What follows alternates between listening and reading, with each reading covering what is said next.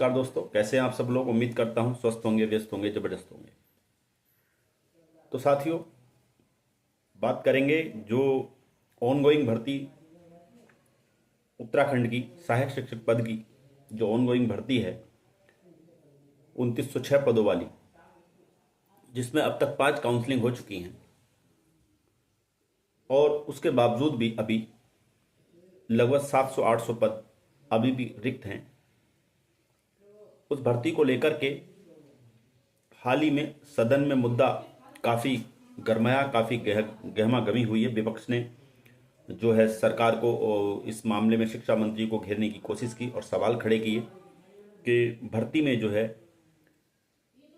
बहुत सारी चीज़ें गड़बड़ हो रही हैं, और वो क्या हैं वो वीडियो भी मैं आपको लगा दूंगा, क्या उसमें बात रही है। आप वीडियो में देख लेना क्या विपक्ष के नेताओं ने वहाँ पर बातें अपनी रखी हैं। आप सभी साथियों का स्वागत है आपके चैनल गढ़ सॉल्यूशन में, और उन सभी साथियों से निवेदन है जो चैनल पर पहली बार विजिट कर रहे हैं, चैनल को सब्सक्राइब कर लें, बेल आइकन को हिट कर लें। तो साथियों देखिए, सरकार की अनदेखी कहें, लापरवाही कहें, या कहीं ना कहीं अधिकारियों का भ्रष्टाचार में लिप्त होना कहें, जिस बात को पहले से, यानी जब ऑनगोइंग भर्ती जो चल रही है, जब ये विज्ञापन आया था तो उसके बाद से ही ये सवाल खड़े हो रहे थे। और हमारा जो यूट्यूब प्लेटफॉर्म है, जो सोशल मीडिया है, इस पर लगातार कई यूट्यूबर्स ने और हमने भी ये बात रखी थी कि जो ऑनगोइंग भर्ती में ऐसे कैंडिडेट हैं जिन्होंने यूपी से डीएलएड किया हुआ है, वो कहीं ना कहीं इस भर्ती के लिए एलिजिबल नहीं है। कारण उसका ये था कि यूपी में डीएलएड करने के लिए जरूरी था वहाँ का स्थायी निवासी होना, और उत्तराखंड में भर्ती में शामिल होने के लिए जो नियमावली कहती है वो यहाँ का स्थायी होना। तो एक ही व्यक्ति, यानी एक ही कैंडिडेट 2 राज्यों का स्थायी निवासी कैसे हो सकता है, ये सवाल लगातार खड़े किए जा रहे थे।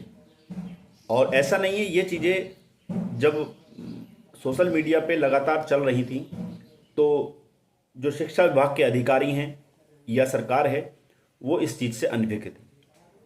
लेकिन बावजूद इन सब चीज़ों के भी सरकार ने या शिक्षा विभाग ने ऐसे कैंडिडेटों का सिलेक्शन किया, यानी कि उनको ज़रूरत महसूस नहीं हुई कि अपनी नियमावली के हिसाब से और वहाँ के हिसाब से इन कैंडिडेट के प्रपत्रों की जांच करें और इनको नियुक्ति ना दी जाए।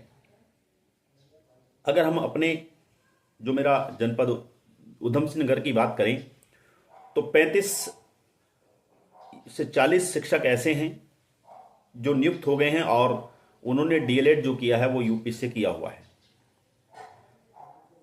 हाल ही में आपने देखा होगा कि जो शिक्षा विभाग ने जिला शिक्षा अधिकारियों को ये निर्देश भी दिए थे कि ऐसे अभ्यर्थियों के जो प्रपत्र हैं, जो पेपर्स हैं, उनकी जांच की जाए और उनके जो है उनको निरस्त किया जाए, इस तरह का कुछ आया था।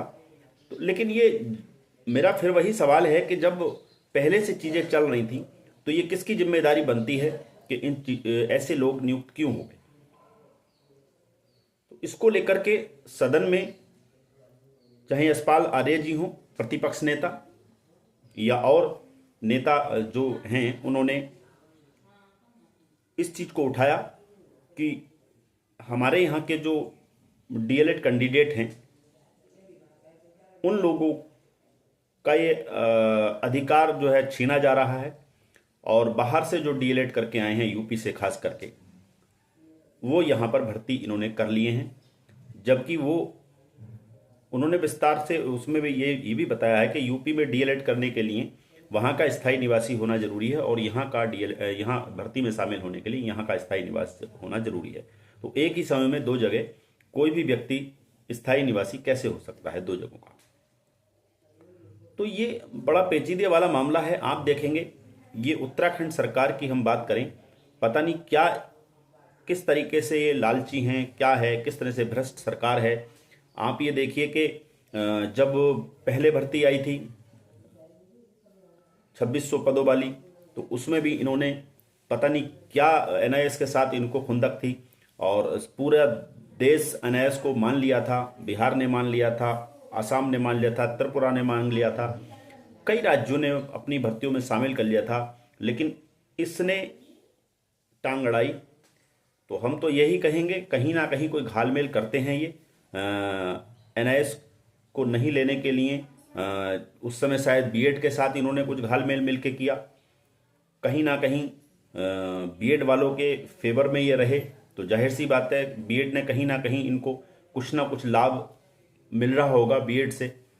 किन स्तरों पे मिल रहा होगा, किस स्तर पे मिल रहा होगा, ये मैं नहीं कह रहा, लेकिन कहीं ना कहीं बीएड से कोई सरकार को लाभ हो रहा होगा, इसीलिए या वहाँ के जो शिक्षा विभाग के अधिकारी हैं या गवर्नमेंट के जो मिनिस्टर हैं, धन सिंह रावत हों या फिर उससे पहले आपके पांडे जी हों, जिनके समय में ये भर्ती आई थी और उन्होंने ही जो है एनआईएस को बाहर करने का पूरा काम किया था।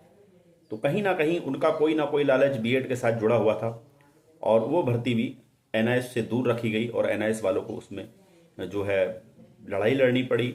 हाई कोर्ट गए, हाई कोर्ट से जीते, उसके बाद सुप्रीम कोर्ट गए, सुप्रीम कोर्ट से आप जानते ही हैं 28 नवंबर 2023 का जो निर्णय आया, उसके आधार पे वो वहाँ पे फिर इन्होंने एनआईएस को शामिल नहीं किया, उसी के आधार पे ऑनगोइंग भर्ती में शामिल नहीं किया।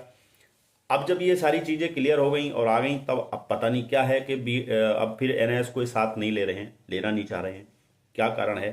कारण वही मुझे लगता है कि कहीं ना कहीं फिर जो बाहर के डीएलएड अभ्यर्थी हैं उनके साथ कहीं ना कहीं कोई तालमेल इनका बना है, जिस वजह से इन्होंने सारे नियमों को ताक पर रखते हुए, यानी कि जो नियम है वास्तव में कि बाहर के जो यूपी से डीएलएड वाला है वो यहाँ का स्थायी निवासी, यानी कि जो इस भर्ती में पार्टिसिपेट कर रहा है वो यहाँ का स्थायी निवासी होना चाहिए, और डीएलएड यूपी से करने वालों को वहाँ पर स्थायी निवासी वो रहे हैं।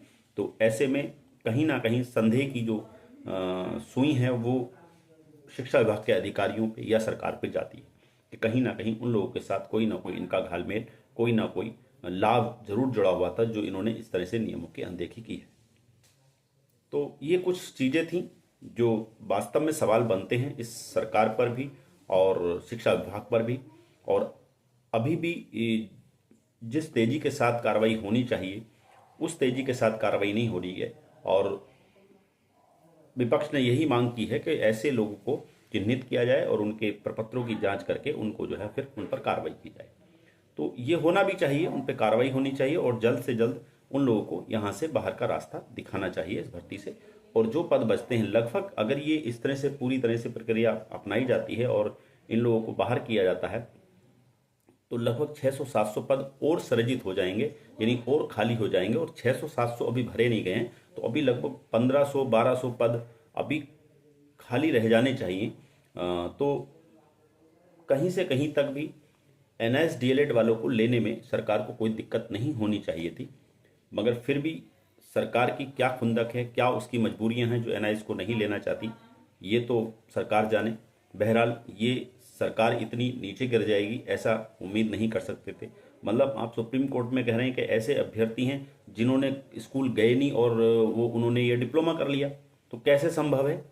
आपका जो डायट था, आपका जो तंत्र है शिक्षा विभाग का, वो उसमें इन्वॉल्व था, और पूरी तरह से सारे पेपर्स की जांच किसने की थी? आपने की थी, डाइट के द्वारा जांच हुई थी। और डाइट के अधिकारियों ने बार बार जो है स्कूलों का निरीक्षण किया था कि वास्तव में वो जो स्कूल जो डीएलएड कर रहा है एनआईएस से, वो शिक्षक वास्तव में उस विद्यालय में पढ़ा रहा है या नहीं पढ़ा रहा है। मैं अपने विद्यालय की बात करूं, हमारे विद्यालय में 2-3-4 बार करीबन मुझे ध्यान है 3-4 बार जो शिक्षा विभाग के जो अधिकारी थे उन लोगों ने आकर के स्कूल में देखा कि हम लोग वहाँ पर पढ़ा रहे हैं या नहीं पढ़ा रहे हैं। तो ऐसा नहीं है। तो अगर कहीं, मैं कहता हूँ अगर किसी ने किया है ऐसा, अगर कोई शिक्षक ऐसा है जिसने विद्यालय में, पहली बात तो नहीं है, और अगर है भी तो किसकी गलती है, कमी किसकी है? सरकारी तंत्र की गलती है। आपने कैसे वेरीफाई कर दिया, आपने वेरीफाई कैसे कर दिया उस शिक्षक को एनआईएस डीएलएड करने के लिए? तो कमी किसकी? आप जांच क्यों नहीं कर पाए? और जब 10 दिसंबर की कार्रवाई, जब दिसंबर का ऑर्डर आ रहा था, उस समय भी ये सवाल खड़ा किया गया था उत्तराखंड सरकार के द्वारा। तो उस समय भी माननीय सुप्रीम कोर्ट ने ये कहा था कि भाई आप क्या कर रहे हैं, आपको किसने रोका है, आपके पास राइट्स हैं, आप निकाल बाहर कीजिए उनको, ऐसे चिन्हित करके ऐसे लोगों को आप बाहर कीजिए, आप जांच कीजिए। तो ये सरकार का सवाल बिल्कुल बेबुनियाद है, निराधार है। और देखना जब इसमें आर्गूमेंट्स होंगी माननीय सुप्रीम कोर्ट में ट्रांसफर पिटीशन वाले मामले में, तो इस सरकार को बहुत झाड़ और लताड़ पड़ने वाली है। तो साथियों, मैं इस वीडियो के अंत में वो वीडियो भी लगा दे रहा हूँ, छोटी सी क्लिप है।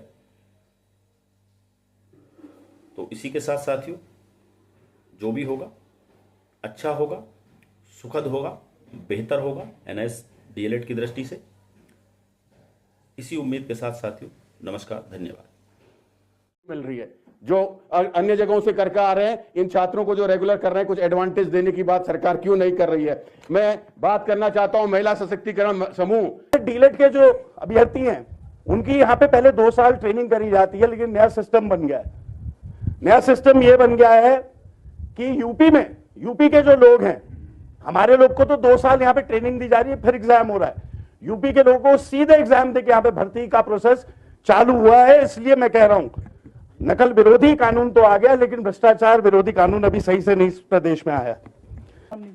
अध्यापकों की कमियों से हम जूझ रहे। जिस उत्तराखंड प्रदेश में जिन बच्चों ने, उत्तराखंड राज्य के जिन बच्चों ने डीएलएड कर लिया, उनके लिए नौकरी का प्रावधान का भी इसमें कोई बजट में नहीं। या जो माननीय अध्यक्ष जी, मैंने कहा कि हजारों करोड़ का बजट का प्रावधान हर वर्ष होता है माननीय अध्यक्ष जी, लेकिन आखिर ढाक के वही 3 बात है। माननीय अध्यक्ष जी, मैं इसी संदर्भ में माननीय मंत्री के संज्ञान में लाना चाहता हूं, जो बीटीसी डीएलएड हमारे जो बच्चे हैं, जो शिक्षक पात्रता परीक्षा पास कर चुके हैं, 2022 की नियमावली के अंतर्गत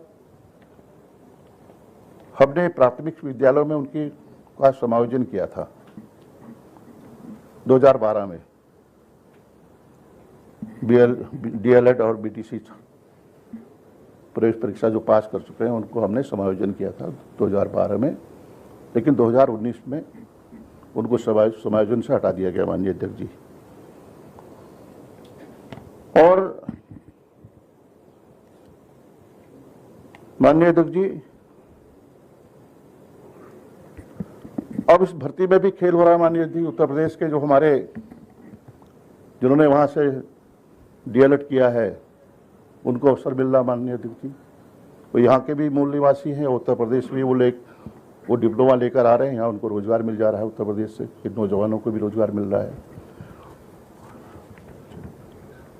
और ये भी प्रश्न है माननीय अध्यक्ष जी कि अगर सभी मूल उत्तराखंड के मूल निवासी हैं, कैसे नहीं यूपी से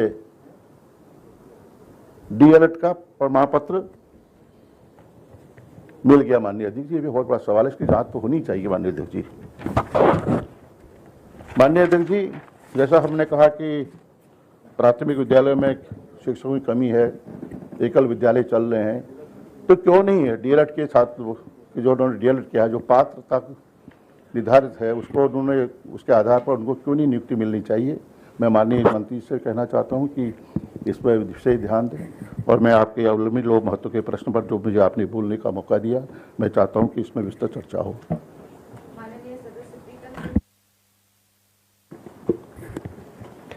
माननीय अध्यक्षा जी, तो इसलिए हम नहीं कर पा रहे। और मैं कहना चाहता हूँ, प्रदेश में डीएलएड की जो डिग्री धारक हैं, उनको भी जो है सरकार को चाहिए कि उनको आप सेवा का मौका दें, ताकि जो ये कमी है, इस कमी को हम कैसे दूर करेंगे? इस कमी को दूर करने के लिए तो सरकार को प्रयास करने पड़ेंगे। और इस सदन में आकर के हम ये सुने, अगर हम कोई बात कहें तो कि ये तो आपके जमाने में नहीं होता, सब हमारे, तो आपके जमाने में तो नहीं हो पाया ना। हम सदन में इसलिए नहीं आ रहे हैं, हम कार्य स्थगन का प्रस्ताव अगर सदन के अंदर लगाएं और सरकार की तरफ से ये जवाब आए कि आपके जमाने में नहीं हुआ, तो ठीक है।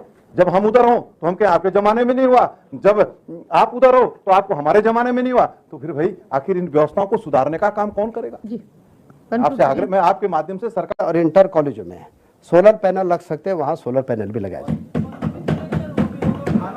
कर रहे हैं, हाँ कर चुके हैं, उनकी नौकरी जल्दी लग जाए। ये 5वीं काउंसलिंग खत्म हो गई है और कुछ लोग कोर्ट में गए हैं, तो कोर्ट ने बहुत ऐसा, तो कोर्ट का हमने देख लिया है पूरा। हम अब जितने पद प्राइमरी में खाली हैं, हम बहुत जल्दी उनका भी अध्याचन जारी करके जो है, जो बच्चों ने डीएलएड कर दिया है या जिन्होंने कोर्स कर लिया है, उनको भी लगाने का काम करें ताकि पद, हाँ, ठीक है।